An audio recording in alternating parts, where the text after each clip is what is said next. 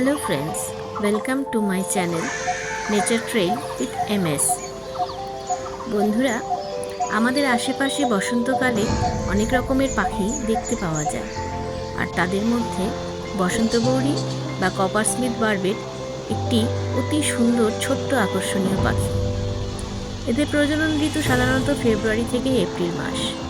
এই সময় এরা উঁচু গাছের ডালে বসে টুক টুক টুক একটি আওয়াজ করে তার সঙ্গীকে আকর্ষিত করার চেষ্টা করে। প্রজননকালে পুরুষ পাখিটি তার স্ত্রী সঙ্গিনীর প্রভূত যত্ন নেয়, এমনকি খাবার সংগ্রহ করে এনে স্ত্রী পাখিটিকে বাচ্চাদের মতো খাইয়ে পর্যন্ত দেয়। আমার আজকের এই ভিডিওটি কপারস্মিথ বারবেট বা বসন্ত বৌরিরই কিছু বিশেষ বৈশিষ্ট্যের ওপর আলোকপাত করেছে। তাহলে বন্ধুরা, ভিডিওটি ভালো লাগলে অবশ্যই একটা লাইক, শেয়ার এবং কমেন্ট করে দেবেন। আর পাখিদের জগতের এইরকম আরও তথ্য পেতে সাবস্ক্রাইব করে বেল আইকনটি প্রেস করে দিয়ে আমার সঙ্গে থাকবেন। ধন্যবাদ।